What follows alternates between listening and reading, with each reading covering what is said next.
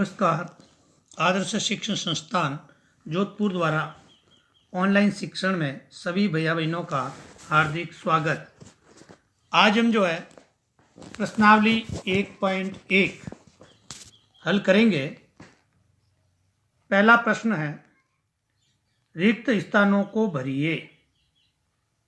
ए में दिया हुआ है 1 लाख। 1 लाख बराबर कितने 10,000 होते हैं। तो हम 10,000 को 10 बार लिखेंगे और फिर इनको जोड़ेंगे तो बराबर 1 लाख हो जाएगा, अर्थात 1 लाख बराबर 10,000। प्रश्न बी में 1 मिलियन। 1 मिलियन बराबर कितने 100,000 होते हैं। तो 1 मिलियन बराबर 10 100,000 होते हैं। प्रश्न सी में दिया हुआ है 1 करोड़ बराबर 10 लाख। अब इसमें बताया गया है कि 10 लाख कितने करोड़ के बराबर होता है। तो 10 10 लाख के बराबर 1 करोड़ होता है। डी में बताया है 1 करोड़ बराबर कितने मिलियन होते हैं। तो 1 करोड़ बराबर 10 मिलियन होते हैं। प्रश्न ई में बताया है 1 मिलियन बराबर कितने लाख होते हैं। तो 1 मिलियन बराबर 10 लाख होते हैं। इस प्रकार से हम रिक्त स्थान को भर देते हैं। प्रश्न संख्या 2, सही स्थानों पर अल्प विराम लगाते हुए संख्याओं को लिखिए। प्रश्न ए में बताया है 73,75,307। तो हम इनको अंकों में किस प्रकार लिख सकते हैं, यानी इकाई, दहाई, सैकड़ा, हजार, 10,000, लाख, 10 लाख। इस प्रकार से उनको अंकों को नीचे लिखते हैं। तो इकाई के स्थान पर हम 7 लिखते हैं, दहाई के स्थान पर 0 और सैकड़े के स्थान पर 3। फिर बाद में कोमा लगा देते हैं, अल्प विराम लगा देते हैं। फिर आगे है 75,000 है तो 75 लिख देते हैं साथ में, और फिर कोमा लगा देते हैं, फिर 73 लिख देते हैं। इस प्रकार हम दाहिनी ओर से हम बोलते हैं। तो इकाई, दहाई, सैकड़ा, हजार, 10,000, लाख, 10 लाख, यानी 73 लाख के पास अल्प विराम लगा देते हैं। 73,75,307। प्रश्न बी, 9 करोड़ 5,41,000।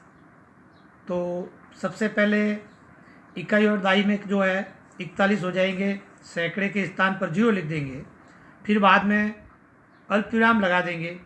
फिर हजार में, हजार है ही नहीं हमारे शब्दों में लिखा हुआ, तो उसको 0 0 कर देंगे।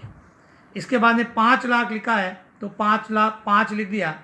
इसके बाद में 0 लगाया और आगे 9 लिखा हुआ है तो 9 के पास अल्प विराम लगा दिया। अब इनको वापस पढ़ते हैं।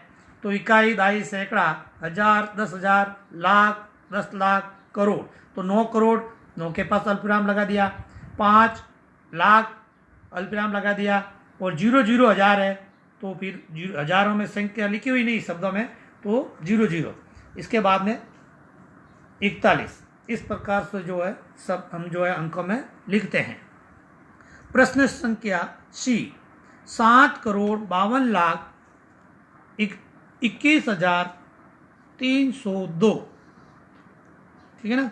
तो इकाई, दहाई और सैकड़ा, पहले 302 है तो 302 लिख दिया, फिर कोमा लगा दी, अल्प विराम लगा दिया।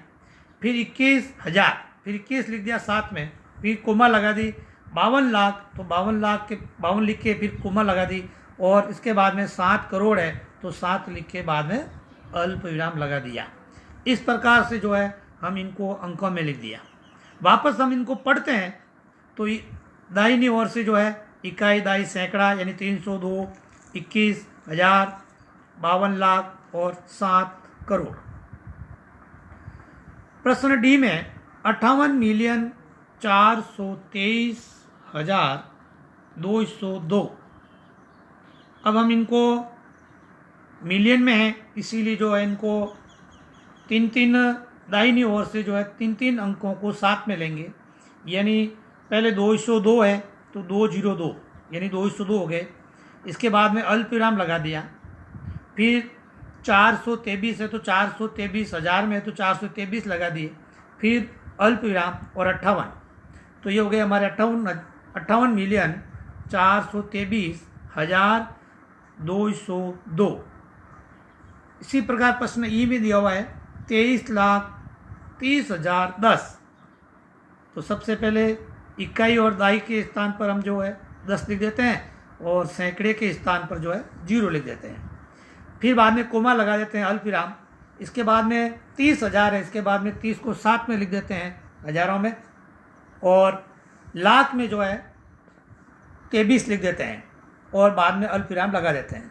तो इस प्रकार से जो है हमारी संख्या बनती है 23,30,010।